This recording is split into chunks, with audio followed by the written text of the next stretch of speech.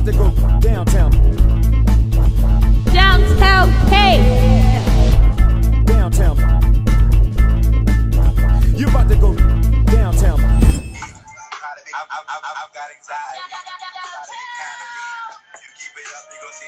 Night, everyone. We're just rocking out, getting Vonne Wayne in here. How are you all doing tonight? If you're in the States, happy Thanksgiving. When I say happy Thanksgiving, I mean it by having a great time with your family, food, doing what makes you happy. So I hope y'all are being safe out there. I don't text back, you get vexed sad, then you hit my other phone.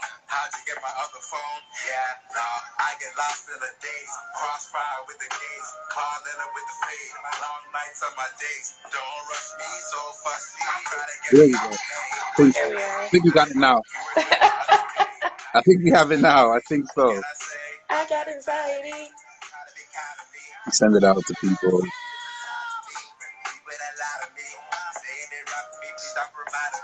How's your day been, Vonne Wayne? It's been great, man. Honestly, just receiving a lot of love from the project right now. So I'm just enjoying that right now. So shout outs to Humble Sound, always showing love every time. Right? Same to Jesus. Shout out Broadway Benson. Benny in the building. Mikey Mike in the building. Shannon in the building.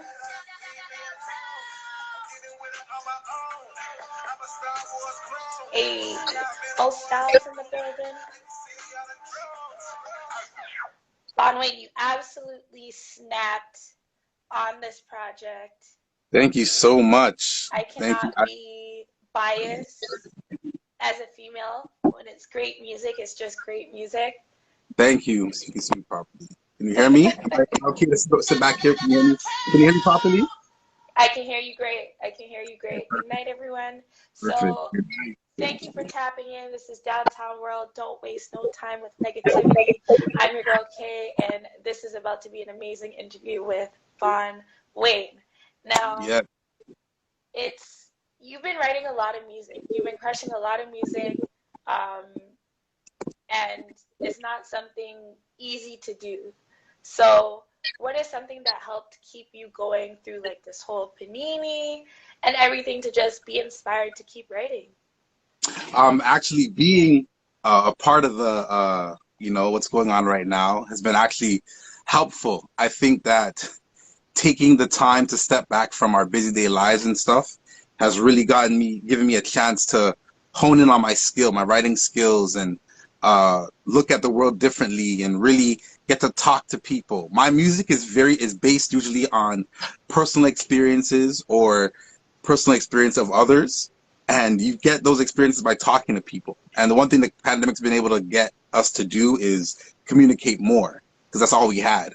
Couldn't go anywhere, couldn't see people, so you're on the phone. You know, all of our West Indian parents are on Zoom 24/7, you know, whether it's for church or connecting with somebody. So it's given me the opportunity to really sit back and process things, talk to people, have real conversations, and that's what I put into my music. So it's actually been helpful for me, to be honest, to be able to like sit back and do that. So that is a common theme I've heard artists share, where it's just like it's been therapeutic to be able to just still write and get your true feelings out. And you definitely went there, so we're gonna get into it tonight. So this track that I'm about to just sample out a bit is Anxiety, which I feel like is the leading single of this project. Correct me if I'm wrong. Definitely is. Let's The go. only one that I shot a video for it so far, so that's what I brought. Video's on the way. Is that an exclusive? Video's on the way. Video's on the way, yeah. Announced here first. Video's on the way. Dope. Let's go.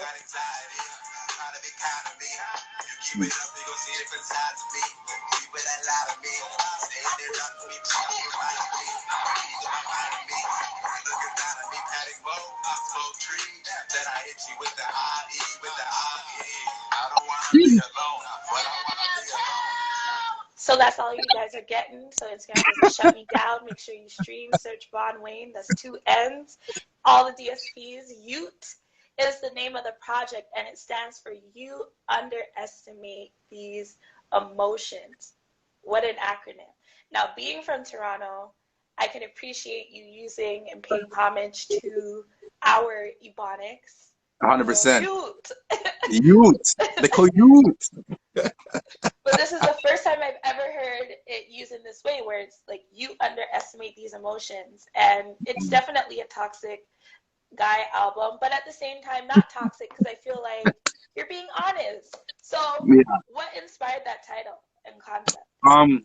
So when I was creating this project has been brewing for about 2 years now.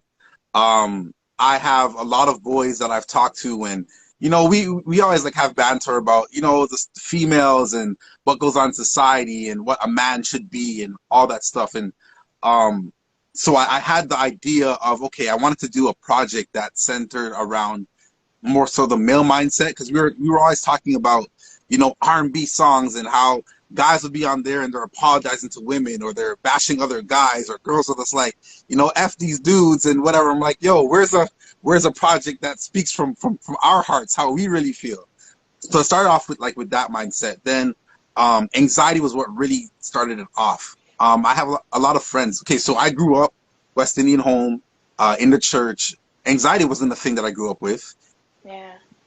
If I felt anxious or anything like that, mom would just be like, yo, fix up. That's all I got. That's about it. Anxiety gone. That's it. Or at least we thought. Which gave me more anxiety, actually, because I was more afraid of getting beats. But you couldn't deal with it the way that you deal with it now. But today, these youth have nowadays they talk about depression and anxiety, and we never had that growing up. I'm a 90s baby, but A's and baby, you guys know that we never got a chance to really express ourselves that way and talk about our emotions and all that kind of stuff. So as I'm watching the youth and I'm seeing that all these youth have so many problems they never dealt with, so many mental health issues they never get to talk about. There's a lot of emotions. Even the music of today's day and age is very just sad music. Emotions are being thrown, and I'm like, people don't, they underestimate what people are going through emotionally. And so especially when it comes to men. And so I decided to name it You, because I'm like, as a youth growing up, there's a lot of trauma that I have that I never got to deal with, or I never knew that I had. And then you go through all these things and you react certain ways to things. And that's the part right there, which it is, sorry to pause you, for a lot of Black people, especially 100%. books like See the God, Yep. the Gods, Yep. Black privilege and stuff, where it's just he didn't even realize he was molested until he was a grown man, and it was oh, so that was something wrong. And a lot of Black men are slowly coming out and telling their truths, you're speaking 100%. Yeah. 100%. So with that being said, there's a lot of people have trauma that they've never dealt with before. They don't even know that they're dealing with it. And it's all from being young, growing up and having these bad habits and these emotional things they're going through. And so I decided to put it into a project where I'm like, okay, but I wanted to stand for something, and I said, you underestimate these emotions that we go through. And then the project wrote itself after that. That's pretty much it. It just went from there. But it started off with anxiety. So yeah. So one of the bars, but it was losing my mind to me.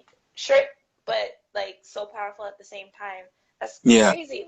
But a lot of us could possibly relate to that. If you could express kind of where specifically that idea came from, and just what it led to you feeling like you were losing your mind to yourself. I feel that a lot of people, your biggest enemy in competition is yourself. Even down to confidence levels, or how you feel about yourself inside. So you can look into the mirror and be like, shoot, I'm so ugly. There could be 100 people that think you're gorgeous, but you feel I don't look good today, and it messes up your entire day. You're like, I don't feel good. What I'm wearing doesn't fit me right. Whatever, you go to work and you're moody now because you feel that you don't look good. That's you against you. And someone goes, you look good. And you're like, I don't feel good. Whatever. Compliment. But that's you beating yourself up. Losing your mind to me is pretty much people that go through the anxiety and depression. That's all a mental game. It's what's going on in your head. And so you start to put yourself down, you start to go through it, all of a sudden you're paranoid, and it's your own mind playing tricks against you. So it's not like somebody else is giving me anxiety. I have it within myself. And so when I say I'm losing my mind, to me, that's pretty much all it is. Like, it's me against me. It's my own mind that I'm losing. So that was it. Definitely. Yeah. Definitely. Great explanation. So it's like, I'm being a bit, you know, here at Downtown World, we say eat fruit, mind your business, you know, but as a Black man, I'm asking you, you know, and from a city that I'm born in, what is part of like why you feel so alone? You literally scream that in the track. I like felt your passion in the track. You're like, you know, So anxiety, what's amazing about anxiety is I personally, I felt anxiety, but not as much as people that have been in my life. This project was a reflection of, and I love this project because it is a reflection of things that I feel, but also conversations and the emotions of people around me, my close circle, people that I talk to that tell me, bro, I'm going through this, I feel this, or I relate to this. So a lot of my words are also stories or mindsets of those around me. So when it comes to like those like emotions that I put into this, anxiety was actually the first part. I wrote that because of, yes, like young men around me that have anxiety and all that. But then the second part, the second verse, was actually inspired by Kanye West. And you'll see that in the music video. It was a heavy influence. When he was going through his whole breakdown and going crazy and crying on stage and going through, and he's like talking about Star Wars clones and they're out there, the drones are watching me and whatever. That's where I got that inspiration from, when he would have his breakdown, and we called him crazy. Half the things that Kanye West says, we now realize that he's not crazy. He just knows more than we do. Yeah, the picture popping out with Elon Musk, exactly. like 100%. Like, he knows things that we don't know. So, and it must be so frustrating to know things and try to express it, and all people do is say that you're crazy, and you're just like, I'm not crazy. Like, yo, they don't care about our kids. Like, they don't love, like, what? Bush doesn't care about Black people. He didn't. You know what I mean? But he's saying things and literally that part. right? He's saying things and literally we're calling him crazy. So when he would have his breakdowns, I would actually jot down things that he would say during his breakdowns on stage at different places, and like Kanye's crying and all this stuff. And I use that to fuel it. And I try to picture myself as Kanye going through an anxiety attack, you know, that he's bipolar, which is his superpower. And I really tried to show, like, you know, we call him a genius. And of course, Kanye's a genius. He definitely is, yeah. And low-key, like, a lot of people that have mental health issues, they mask behind being creative or being really, they excel in something. But they're going through a lot of, like, trauma. Look at one of my favorite actors and comedians is Robin Williams. Made us laugh his entire life and then offed himself, right? He didn't know what he was going through because his comedy and his show, everything he did masked the pain that he was going through. And so I just felt that honing in on what Kanye went through and putting that into a song, relating it, is exactly what I felt would be you know, good for the song. So that's where that second part comes from. So wow. R.I.P. Robin Williams, man. I might just watch Miss Doubtfire tonight. This is Doubtfire, right? That's it. That's right? It right there. Oh man.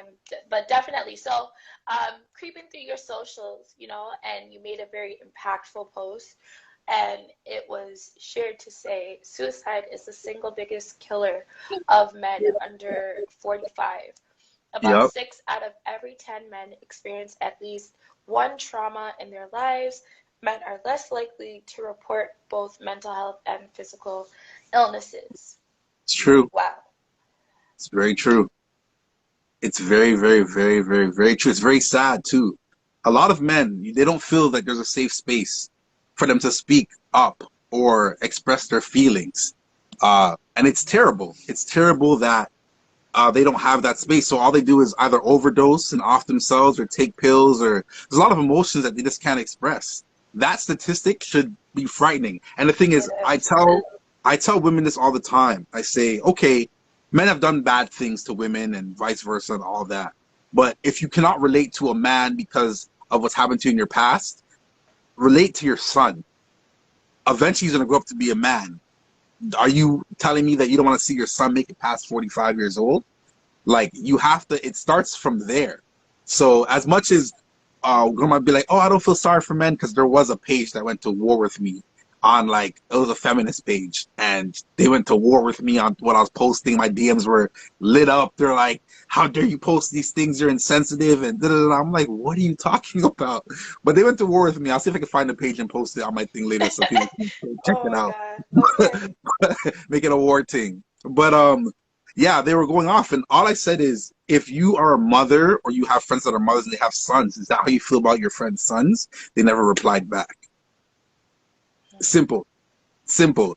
You might feel the way you feel, but that little boy that you think is so cute, oh, let me buy him a little gift or whatever, he's gonna grow up to be a man too. Do you want him to off himself? You need to care. You know, you need to show that you care. You know, it's the support starts from young, and a lot of these men are damaged from young. And if you want to get like serious into the topic, I mean, We're in it.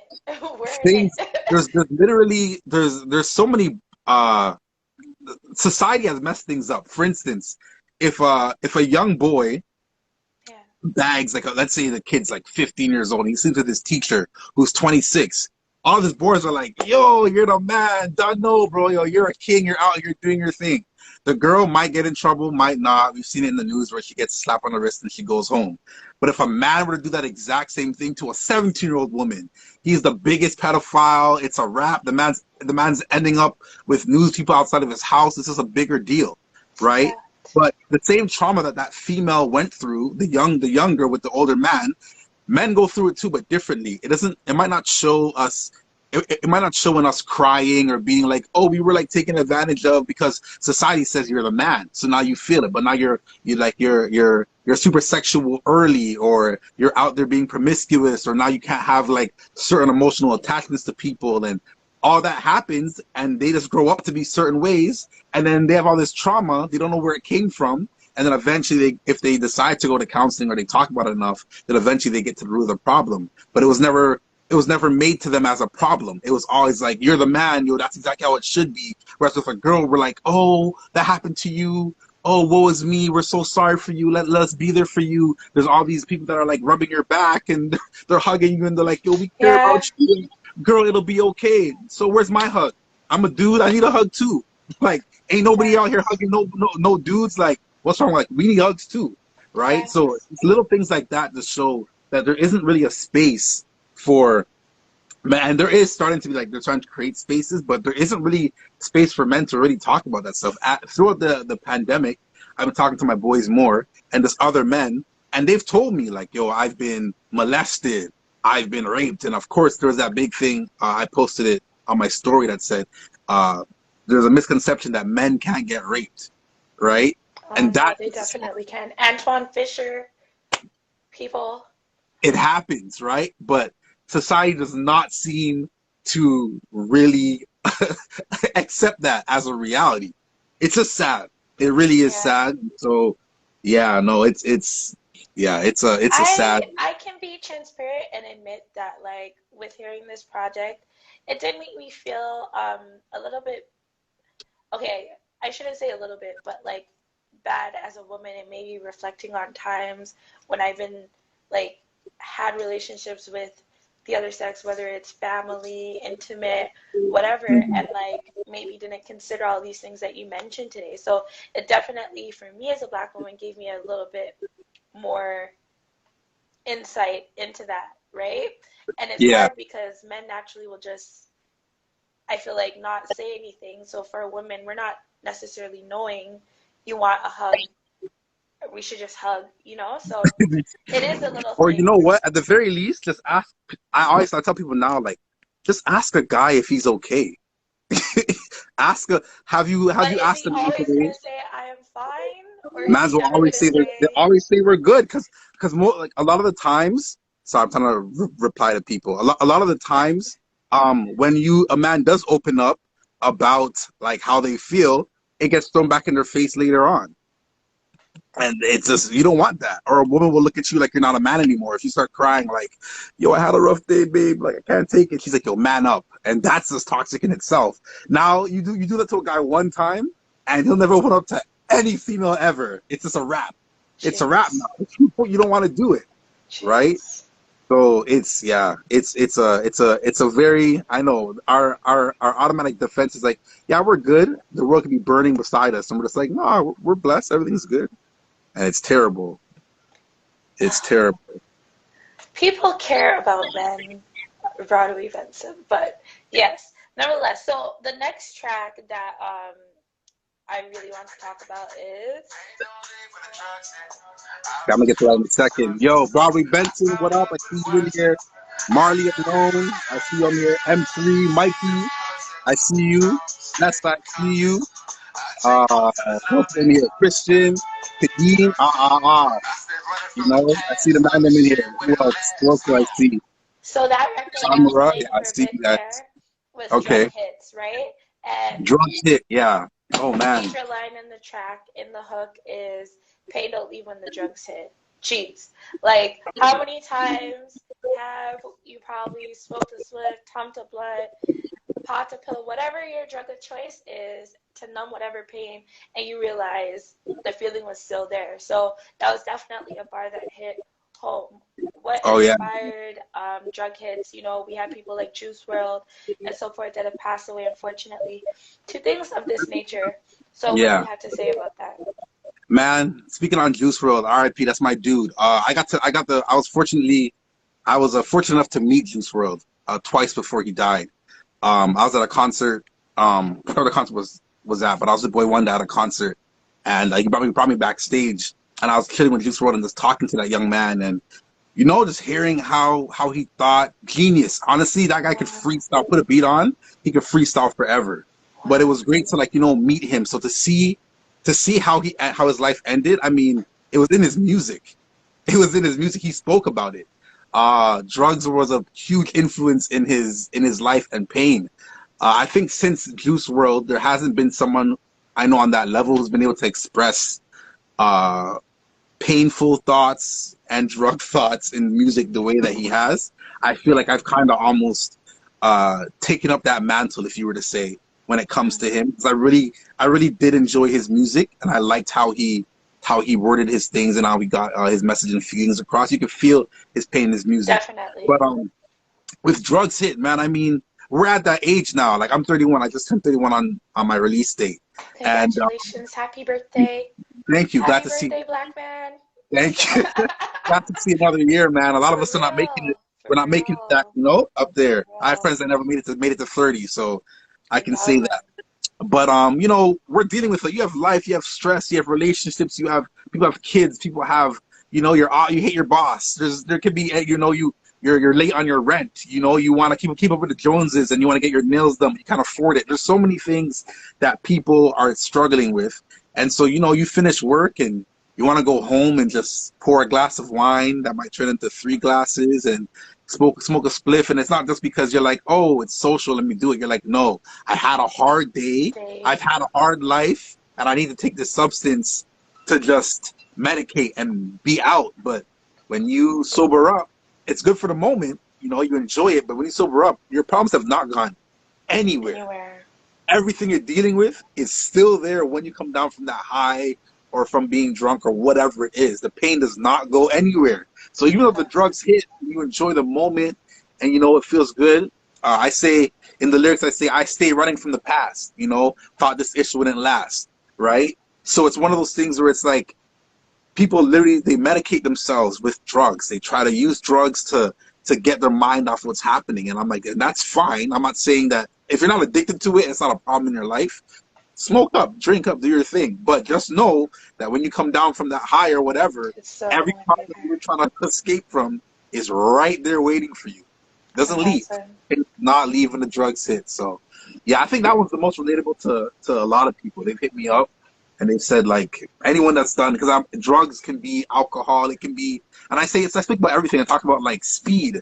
Even people that are studying in school and they need to hurry up and do a course, so they'll take drugs to keep them up. Or even NyQuil, you can't sleep, so you're taking NyQuil. It's like everything you do, it's you need something to suppress help or to bring up, something to bring you up, something to take you down. Like whatever it is, it's still an addiction at the end of the day. And no matter what. Like, if you might take NyQuil every night to sleep, but are you really sleeping on your own? No, your body's still, if you don't have it, your body shows you, like, I'm not better. You still need to figure out whatever's going on so you can get proper sleep. So it doesn't leave. For real. That's it. So But it yeah, can be a drug. You see that news that just came out about Will Smith, where literally he was having so much intercourse Will to the Smith, point man. where he would be up chucking. I'm trying to say it in the best way. Up chucking when he would come to full climax. So Cousin Will, man. That's a whole next. Honestly, to be real, if I want to be honest, yeah. I'm happy that Will Smith is going through what he's going through right now. As in, I'm happy that he's speaking about it, is what I mean, because it literally lined up with my project perfectly. You. Exactly. It's like he's promoting it for me. Like, all I gotta do is put a Will Smith clip up and play my music, and I'm like, oh, I told you guys. I told you this is what it is. And a lot of his music, a lot of what he's saying is him in a relationship. So his mental issues are directly tied to a relationship. And this project is literally about men's mental health when it comes to relationships and how they deal. With him and Jada, honestly, if you guys could just, everybody at Will Smith and Jada, not Jada, at Will Smith, leave Jada alone. No, leave Jada alone. How At do we Will grow Smith. then? Here, let me ask you that, because that's toxic as well. How do we grow from that, right? You can't just shut her out. If you're in a situation, you create your own rules, and you're doing what it is to grow. They're clearly doing work on both sides, similar to how we've seen Jay-Z and Beyonce do work on both sides. So we can't completely forego Jada. Yes, I don't really understand why she continuously brings up like Tupac and stuff, but oh my God, that's their, but I'm not going to completely rid her as a black woman. It's just something obviously deeper is going on there. Oh yeah, no, definitely. The whole Tupac Jada thing is that's a next direction. But yeah, no, I can't write her off. She honestly, I mean, and if you're a future follower, then you rate Jada, right? But if you so let me, she's just Jada. I just, but she's Jada, man. But the thing is funny because like I would never think that Will was going through half the things that he was going through. What? No idea. None whatsoever. Between Red Table Talk and this book, I'll know how much Will Smith weighed when he was born, because they're saying everything. They're not leaving anything for anyways. He bungee jumped in Budapest or wherever, and he was like, yo, people feel like it's either he's going through a midlife crisis, or he just really had this on his chest for a while and he's trying to get it out. So we'll see. Talk the talks, eh? Okay. So we're definitely going to get back to that question, Marley. But the next track that I want to discuss is Laura Winslow. Super banger. But what I want to ask you about Laura Winslow is about that unsent text. Because I know as females sometimes, we can admit, we go off whole paragraphs, whole pages. Some men do that as well, but I'll be nice tonight. And what is it like that a man really has to say other than admit to, or whatever the female is saying? Like, what is it that you're not saying in that unsent text? I mean, that when I say like, yo, there's a text you never sent, in Laura Winslow specific. So Laura Winslow, anybody in here is anybody in here a Family Matters fan? You guys love Family Matters. You guys love Steve Urkel and all of them. That was definitely obviously you know who Laura Winslow is. Laura Winslow Laura Winslow. It's funny because I was actually asked this morning if I wrote the song because I had a crush on Laura Winslow. Did they listen to the song? They did. No, but they're like, what inspired it? And it was a great question, but it's funny because the Laura Winslow, that concept is so funny. In this song, Laura Winslow's actually the bad guy in this song.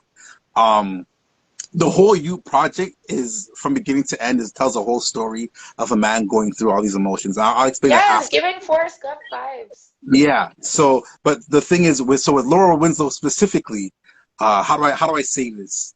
So there are so many dudes that when they're like younger or they like love off a girl, they love her girl off, and she won't get with this guy. She'll end up with some other dude that might not be good for her. He hurts her, and he stands by and he's your friend and he talks to you and he's like, yeah, you know, you shouldn't be with her. And he's like, I know. And he confides in him and tells him all of her darkest secrets. But at the end of the day, when it comes to like dating or sex or anything like that, he's not the person that she chooses. But she keeps him around still. Like, I'm gonna keep you here for my emotional support, but like everything else, I'm gonna go send it to that guy who's bad. I think it's called a friendship. No, is it not?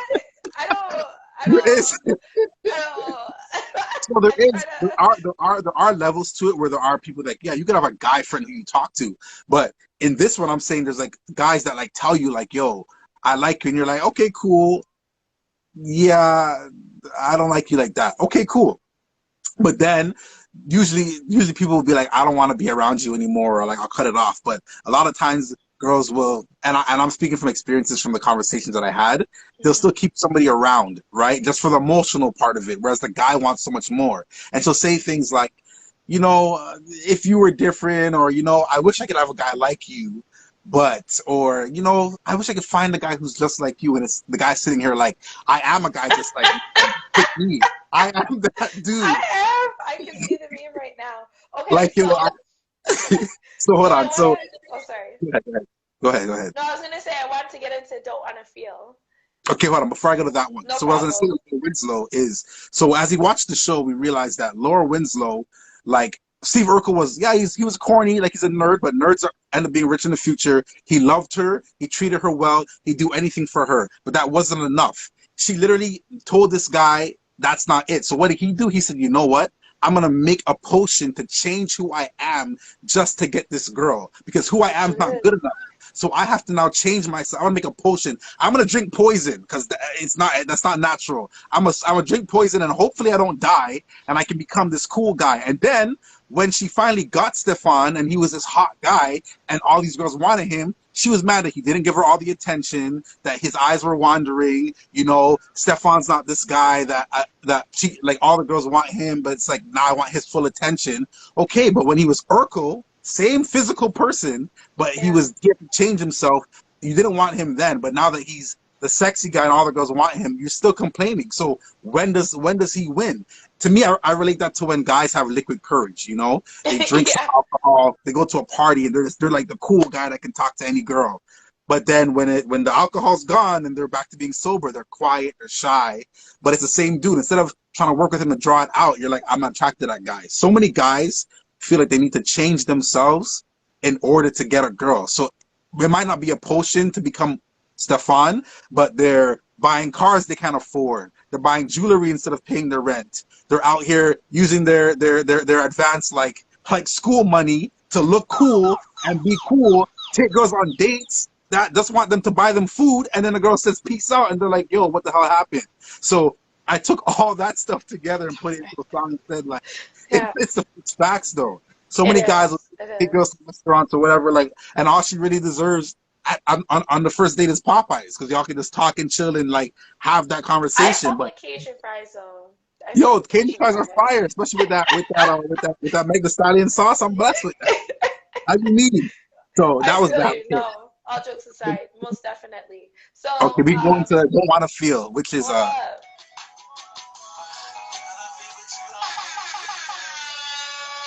that's my boy. Shout out to Dean. Shout out Justin. This is their favorite song.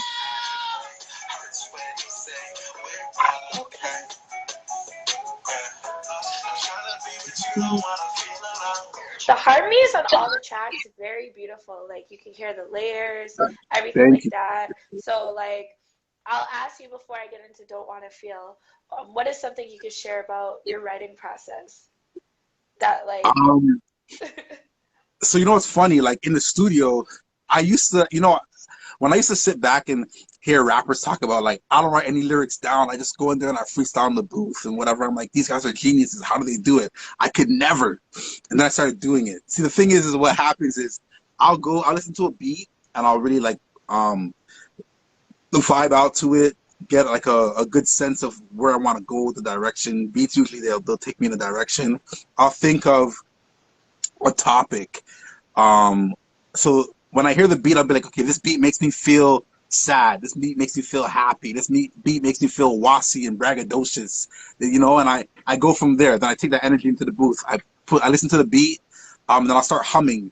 I'll start humming lyrics, whatever comes to my mind, and I'll just go through that entire song and process. And then I go and I do it again, and I do it again, and eventually words start to form and ideas. After I record it and I have my idea pretty much of what I want to do, which is usually mumble, it's not even like real lyrics, then I'll go home and I'll listen to what I mumbled over and over and over again. But to people that are hearing mumble, I'm hearing words.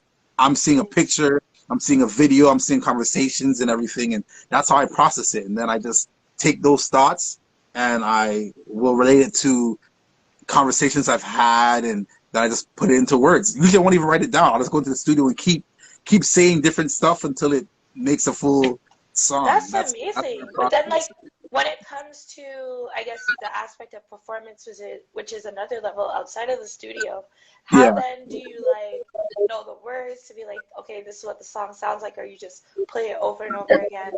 So it's kind of weird. When you're in the studio, and if you've been to the studio before, you know that you can be working on a song for an hour and you hear that song about 100 times. It's like stop and go, stop and go, stop and go. So eventually, before you leave that session, you and the people who are in the studio listening all know your lyrics. Before you leave, many times I've left the studio, and before I even leave the door, the mandem are singing the song because they know the lyrics, because it's been so. If they can memorize it, I'm the one making it. So eventually, like, you just it's like programmed in your mind. Before you leave the studio, you already have the whole song in your head. So because easy, and of course, like, professional artists, they practice. Like, people that don't practice, I don't know what you're doing. It shows.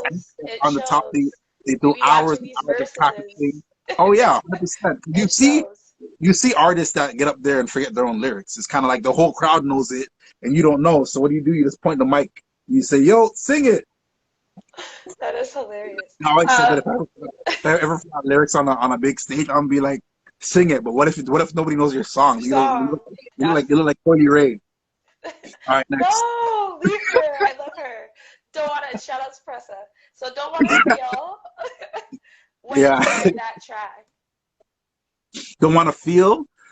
Don't want to feel was so Y.U.T.E is a story. Anxiety talks about a guy who just got out of a toxic relationship. It wasn't even his girlfriend. It was like a situationship, and the situationship and everything he's gone through gave him anxiety. Then the next song is wow, I don't remember the next song now. Look at that. What do you mean after you have anxiety, drug hits?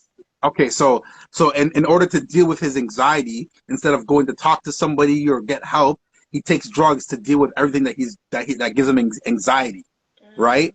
After drugs hit, instead of moving, so instead of like dealing with what happens when he takes the drugs, he decides to put all of his attention into a new girl, a new situation, right? The girl kind of rejects him and doesn't really want him, but he's still chasing her, along with still has anxiety and all the things that come with it. He's using drugs to medicate himself, and instead of just getting help before moving on to somebody else, he jumps into a new relationship, which is what a lot of us do. You break up with somebody, and a few weeks later, you have somebody new. Instead of taking a couple months to figure out why it didn't work out, what you need to heal from, what are your issues, why did it not work? It's not just one person, it's more than one person. That's self-work, for real. So then you get into don't want to feel, where you guys both get into this relationship that you shouldn't be in the first place. So you're in a relationship, you're having arguments all the time. You know, you're talking about, I say, I want you in the worst kind of way. It hurts when you say we're not okay. Because it's like you're in this relationship, but every day there's an issue, there's a problem. You're not dealing with your past life. Like, you're not dealing with what you've dealt with before, but now you're in a relationship and it's completely toxic. You haven't gotten a chance to heal, but you're still in this thing, and you just keep going through this cycle. The song after that is Try to Leave. And it's where you finally recognize that you're in a relationship that's toxic and you're trying to get out, and you don't actually get out, and you're trying to leave. So many things pull you I back, and had the last song is text back. We'll go through it, but go ahead. I had a silly question actually for trying to leave. Okay. And mind your business. I had a silly question. What happens if I don't want to give you back the sweater? I like the sweater. I like the t-shirt. Yo, I like the shorts. What happens if I don't want to give it back though?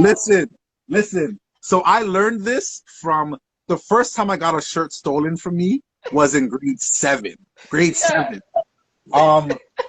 Sorry, grade 7. I remember. I don't remember her name, but I remember this girl in grade 7. There was a half day. She came over to my house, and she was like, "Oh, I need a t-shirt." I'm like, "All right, cool." I never gave her a t-shirt. She went in my drawer and took out my Fat Farm t-shirt. Back in the day, Fat Farm was like the ish. And I remember this shirt vividly in my head, and she wore it. She's like, "Go spray your cologne on it and whatever." Then she just like left my house, and I never saw that shit ever again. And I was like, "Yo," I used to call her like, "Where's my shirt? Where's my shirt?" She's like, "Oh, you'll get it back." Bro, that was how many years ago was that? What, 20 years ago? Ain't no shirt ever come back. From that moment on, I'm like, "Yo, listen, I'm keeping an eye on everything because God love to thief your clothes, your hats, your stuff, everything." So that's why this is probably my like 4th song where I talk about like giving back my damn clothes. I don't care. So that's the real issue here. Men Yo, need to save their listen. This is wardrobe. forget the whole project. The biggest issue is girls stealing man's clothing. Yo, talk about it in the chat, guys. Everybody here, yo, talk about these girls stealing your clothing. How upsetting it is. It really does hurt. You have a nice sweater and a girl trying to take it from you, bro. That is a very, very, very upsetting thing. So that's the whole. If you don't listen, ladies, if you learn anything about this whole project, give guys back their clothes. You know how many girls I've dated, and I'm like, "Oh, whose sweater is that?" They're like, "Oh, I don't remember." Like, "Oh, it was an ex-boyfriend. Why didn't you give him back his shorts or his t-shirt?" They're comfy. They go with the house clothes now, fam. Once So it already got in the laundry basket, it's already now part of my wardrobe. So the last thing I know, What else it's to true. tell The last you? thing I'm gonna say, the reason why that's unfair is because I can't steal your shirt. I can't steal your Whoa. pants. I can't steal your sweater. If you date nugget-sized people, maybe. Well, I mean, true, but it's still, for the most part, there's not a lot of your clothing. I'm not stealing your pantyhose, but you can take my boxers. Get what I'm saying? But you know what men steal? Let me defend my ladies right now. It's about Vonne Wayne, but I need to defend my ladies right now. Y'all steal our skincare products, all of that, okay? And y'all ain't buying no fancy, y'all ain't spending no $500 somewhere in Sephora. Fine. Fair and enough. y'all be squeezing it, leaving excess, all these things, like, no. So Fair enough. I feel like that's a fair exchange for a little Lacoste. All right, fine. I'll give you guys that one. Right?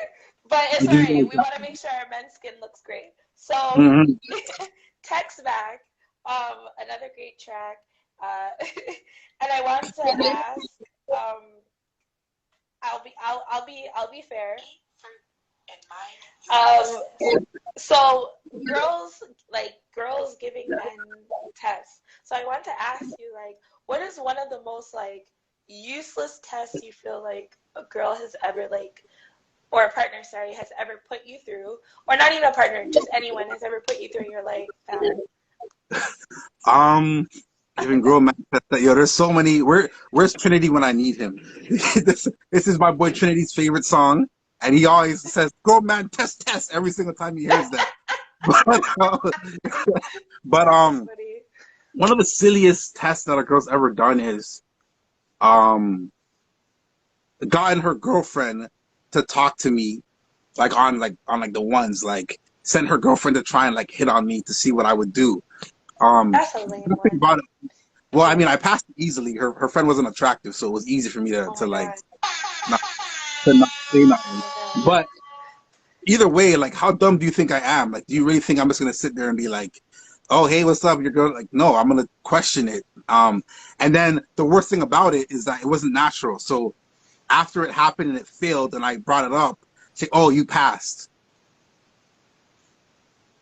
Sorry, what? I passed? Like, you really gave me a test? This is, how old are you? This is the weirdest thing ever. But it was something that she done. She's like, yeah, she does it. Or she'll test the guy out and do certain things to see, or I've had girls do certain things like walk in front of me and expect me to open the door, which I do sometimes, but if you're in front of me, open the door for me too, you know? And I don't do it, and then we'll keep walking, and I'm like, why do you have an attitude? Oh, I walked in front of you to see what you would do. What do you mean? Like, I just wanted to see what you would do. What are you talking about? Did he open the door for me? I'm like, really? Do you have attitude? Because I forgot, I never held the door. You were first. Open the door for me. If I was first, I would open the door and you would have walked through. But you went ahead of me to see if I would run past you to like open the door. Like, what do you do? Weird things like that. Like, those are all little tests. You know, just when girls get into your car and sit down and say they're hungry. Okay, you should have ate before you came here. What are you testing me to see if I'm gonna buy you food? Whoa. You're a woman. You can get yourself your own food. That's just what it is. So, you know. So I want to ask you, Vonne Wayne, once again, amazing project, vocally, lyrically. It's great all around, and I'm happy that so many men connect and so many women could even be open enough to ask the question, how are you doing today? Like, how are you really feeling? Like, or hugging their partner more. So definitely great. It is Mental Health Awareness Month. So we definitely want to get those suicide rates down. Now, I want to ask you, like, who are some of the artists that really like inspire the sound of like Vonne Wayne and just you as an artist? It's so funny. I always felt like over the years it changed, but I think I've stayed true to who I rate and who I look to when it comes to music. From young, it was Kirk Franklin. That was my guy. Just his writing, he's amazing, amazing. And a lot of my music is rooted in growing up in the church. So even though I speak on these topics, you'll see a lot of the melodic stuff that I come from years in choir or growing up at a school named Crawford and being in the band and being in choir and stuff. So my melodic sound comes from there. Kirk Franklin's writing ability. He can't sing, but he's on every track. He writes, he composes, puts together. Shout out to Uncle Kirk. Met him a couple times. Amazing dude. Other influence is I've always loved Kanye West. Like no matter what he goes through, I might not necessarily agree with everything he does, but at the end of the day, genius when it comes to music. And everyone that is in here that knows me knows that I've been a Kanye fanatic from time. So Kanye was a huge influence. I like the styles of J. Cole. Of course, gotta big up the king of the city, Drake himself. He's a huge influence. And then cross over to, so that's like, I'd say the rappers that influenced me the most. Yeah, I'd say, J. Cole, I said him as well. I think they're the ones that influence me most on the rap side. But then when it comes to like listening to beats and being melodic, I have to shout out people like Boy Wonder, that's my guy. Like hearing how he puts beats together and whatnot. He's amazing. I Am Don Mills, Dirt Work. I love Pharrell. Pharrell's like his style of music. I love that as well. Yeah, there's a few guys that all together like right now in my life influence my music and how I like processing. Aaron Manswell, when it comes to melodies and playing, I have him on a few tracks moving forward as well. Actually, I have everyone that I listed. I'm working with them in the future as well. Amazing. So yeah, like they've been the biggest influence right now when it comes to like how I'm seeing music, putting it together, formulating it, all that stuff. So yeah, those are my influences, I would say. Oh, and Tory Lanez too. I just rate him. He's just amazing as an artist. That guy can rap circles around anybody. So I gotta say. Yeah, and he has a beautiful air. Yeah, and because him and Drake are Toronto and they're like melodic, love it, because that's a lot of my music is very melodic as well. So, and of course, I'll say Juice WRLD because I said it before as well. Most definitely. R.I.P. Yeah. So, a traditional question that we ask all of our guests here at Downtown World is: you have the 5 elements: air, fire, water, earth, and spirit. Which element do you feel like represents you or resonates with like Vonne Wayne the most, and why? Water. Because water is scary. I feel that so people can go into space, but on our own planet, there's only so much of the water that we actually have discovered. The water's dark. We don't know what's inside of it. There's depth to it. It's a scary like force that we cannot control. So I feel that I relate to that because there's so much depth. I have so much in my music, in Y.U.T.E, in so many things I do. There's so much depth to it. There's darkness to it. When I started Vonne Wayne Corp, it was literally because I feel like with my first name being Giovanni, I just took off the J.E and put Vonne. Oh, and wow. then Today and you're then blonde. yeah, and then I know, right? Giovanni Jeffrey E. Niles, right? So I took off the J.E off the front part and just have Vonne. And then Wayne, because I love Batman, but it's not even so much liking Batman, it's liking the fact that like his life, the darkness of it, him living a double life, him having like in the daytime he's Bruce Wayne, but at nighttime he's Batman, and we're in Gotham and it's like dark. So I kind of formulated the whole team around Vonne Wayne Corp is like Bruce Wayne Corp of Gotham. We have like our villain, like Broadway Benson, shout out to him. We have King Bola, Seth Rose, Riffic the Ghoul. We have Marley Unknown. I don't know if we're going to call her Harley Quinn or Catwoman, but we'll see. But anyways, we have the whole team formulated around that. And so I like to look at the darkness of things. So leading back to the water, because like to me, I'm scared of water. I can swim, I'm terrified. I never passed. I went to swimming lessons when I was younger, but I could never pass because to become a lifeguard, what the test that I took, they dropped something at the bottom of the water and you have to go down and pick it up and swim back up with it. Listen, my mind is creative. When I get onto that bottom, I look up and it's dark around me. I can't see nothing except for these little lights up top. They look like octopus eyes to me. I panic. I drop and I just try to get up as fast as possible. I'm not saving no one's life in the water. It's too scary. Have you ever been on a cruise ship or seen the water at nighttime? Ain't no lights out there. That's dark. That's scary. You can't hear someone screaming when they're trying to breathe. Nah, I'll mess with water. Water's scary, and so I relate to it the most. I'd say it's the darkest. It's the most depth. We don't know what's about it. I remember I went to where is it? Ripley's Aquarium downtown, and they have this like poster that shows you the CN Tower, and then like how much deeper the water is compared to the CN Tower, and it was like 100 or 200 CN Towers, and I'm sitting here like, so nobody can go down there, knows what's down there, but you guys want to go exploring and swimming. The pressure will literally. I try to YouTube it all the time.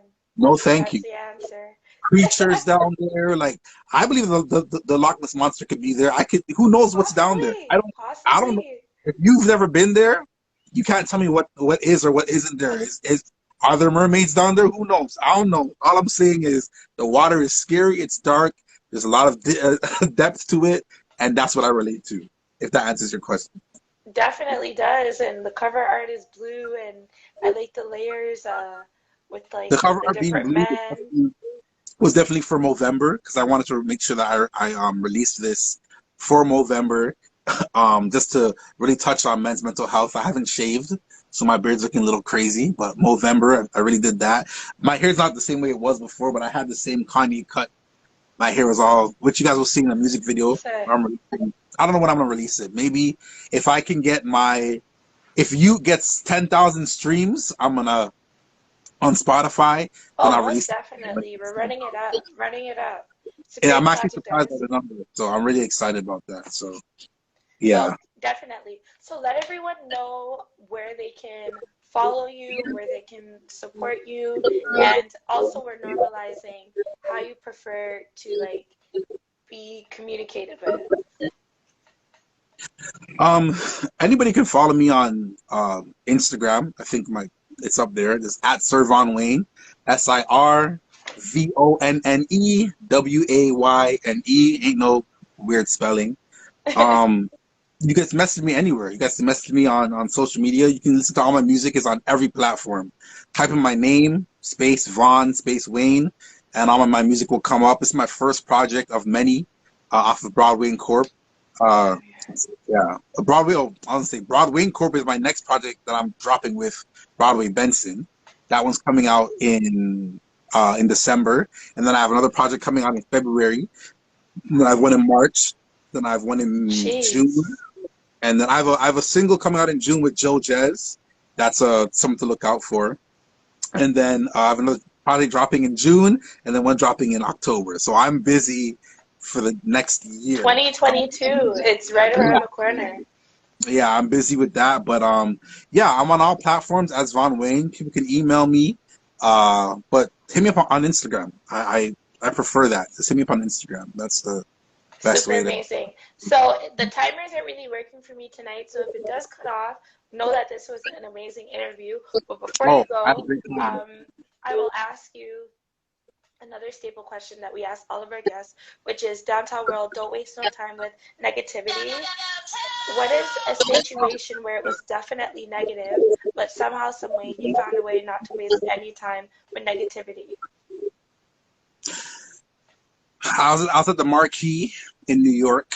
It was a couple of it was myself, Kadeen, and my manager, and we got into there's a little scuffle we got into with Busta Rhymes, and that was a whole thing. But we took the higher road in that entire situation, and there was no need to deal with that negativity. We were in a good place, we were having a good time, and there was no need to deal with that. So I would say that's the first thing that popped up to me. And we speak about that on a song called Call Me GOAT. I was just about to say, are you ever going to give us the full story? The ending of that, I'm always told not to. Yeah, exactly. Y'all don't know. I was gonna, yeah, that was it right there. Go and listen to that song. You will even hear parts of it. You know, I'm not gonna go into it too much. You know, just to make sure I don't get in trouble. For real. That was It's the there. Stream away. Right? Negativity hit, and we just kind of said, you know what? It's all good. Let's head back up north. You know, I'm not gonna do it with New York politics. That's So that was. So if there was one thing, given the power, that you could change about the music industry, what change would you make?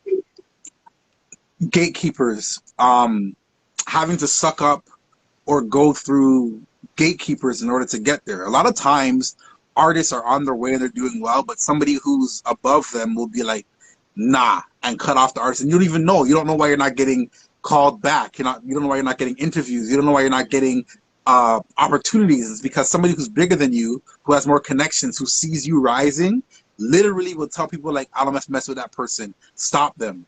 And that happens so much more. People talk about it all the time in the industry. The gatekeepers, the ones that are above, that see and they know. Like, I think right now, Chloe is getting backlash for that. They feel that because Beyonce is up here and Chloe's getting a lot of opportunities that other artists that are coming out at the same time as her aren't. And it's been all over online, but there are gatekeepers that's a real thing. It's a real thing that there are people that are up there that can control, and it's not even necessarily the higher ups. It can be someone who's just higher above you, who performed at a concert last year and they see your name as part of the list and they just end up like saying, nah, don't work with that person. And all of a sudden you're like, insecurity.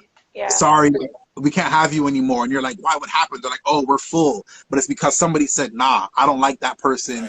Don't.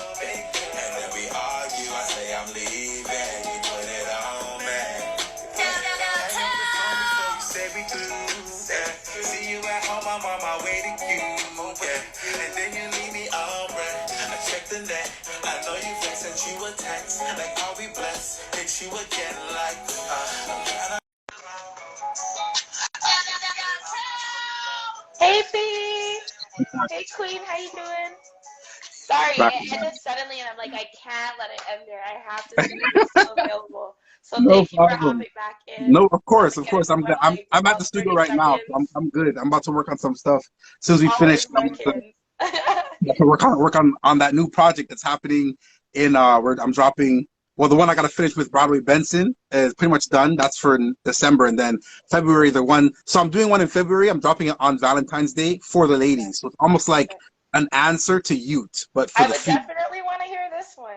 Yeah. So it's more like that. So that one I'm excited to do that as well. I'm trying to talk to women talk to me. Let me know your feelings so I can write it down, because it is conversations that I get that give me the ideas. So tell me what you want a guy to say to you. Like, you know, like what has a guy done that you're like, no, I know the other side of that. Tell me, because I'm going to put it in my music. As long as you don't mind it going online, then it's fine. If you don't mind me talking about your life, then it's cool. Give it up, right? Give it up. No names, no names, of course, no names. But I will, you know, I will talk about some stuff. But no, that's it. Oh, by the way, I just wanted to say quickly, your interview skills, you're amazing. I'm really I've watched a lot of your interviews, and you've really grown in the last couple, like, you know, like years doing your thing. So shout out to you. Like, it's a really good interview. Doing your thing. I hope that, you know, you soar with this, and you can go as high as you need to. You know, you have your own show on TV, interviewing people. Just don't be messy like Wendy Williams, and you're good to go. No, it's Kay Blair, aka Oprah Martinez. So support your girl from the city of Toronto. Right. So I want to know as well. Are you open to? I got stories. Like, right?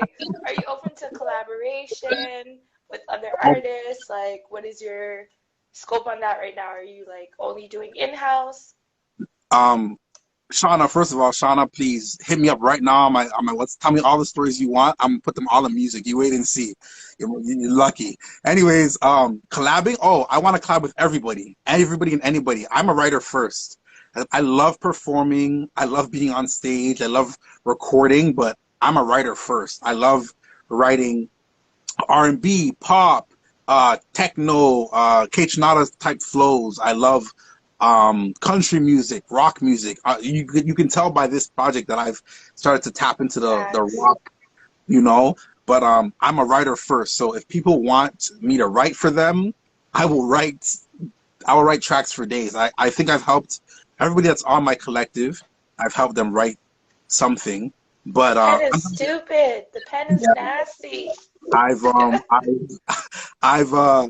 collabed with a lot of people outside, and I'm willing to collab with anybody. If you are interested in collabing with me, send me a DM right now, message me, and I will collab with you. I'm not above anything. I'm not trying to not work. If you're good, though, if you're not good, I'll tell you that you're not good. I'm not gonna work with you. It's that simple. Like, oh my gosh. if you're not good, I'm not gonna work with you. But if you're a producer, send me beats. If you're an artist and you want me to feature on it with a hook, because my hooks are nasty. I say in my track with King Bola, top 2 in the city, and I'm not 2. But if you want to collab, let me know. I'm down for all of it. Just let me know. 100%. In-house, out-house, the States. If you're from Africa and you wanna hop on something, if you're from Australia, I don't have the accent, but we can do it, you know? I'm down. No, honestly, even I just dropped an interview with this beautiful young lady. Her name is Y.U.T.E. Her name is actually Y.U.T.E. And wow. She's born in Greece. She's a Greek Nigerian, and like her music is listening to her music is just like so amazing to me to just listen to someone else that hasn't even been over here and hear how we're so still alike and find like commonality like within each other. So music is a beautiful thing that can definitely bring people from all over the world together. 100%. No, I'm down. Anybody. If you know anybody that you're like, oh, I think that he would sound good on that track, or you'd sound good on his track, send it my way as well. Like I'm about all that. Amazing. So let everyone know again before we close out. Make sure everyone you're streaming you on all DSPs. Let everyone know where to follow you and how to get in contact. Follow me on everything: Spotify, Apple Music. Follow me on Instagram. It's at Sir Vonne Wayne, SirVonneWayne. That's on Instagram. But everything else, it's just Vonne Wayne. Type in VONNE space WAYNE, and you can listen to all my music. I have. Personally, it's my first project I've ever dropped solo in my entire life. I have 2 previous singles, Night Mood and Bad Mind. And but by next year, I promise the world I'm going to drop 50 tracks. 50 tracks next year. 50 tracks. So y'all look out for that, for sure. I have a joint project coming out and a bunch of projects next year. So I'm looking forward to it. And again, I appreciate this interview. Thank you so much. You're doing your No thing. problem. Thank you. I really appreciate all the support. You guys make sure you're supporting Vonne Wayne right now, streaming You Underestimate These Emotions. He's telling us to stop giving man them headache. Stop earth up them head. So we're gonna try our best. And listen to it. Can't wait to hear the flip side. And everyone have a great night. Thank you, Vonne Wayne, for tapping in, not wasting any time with negativity. You definitely came, ate fruit, mind your business. Everyone be safe out there. And drink tea. That part. Have a great night. You too. Take care. Thank you for having me. No problem. About to go downtown.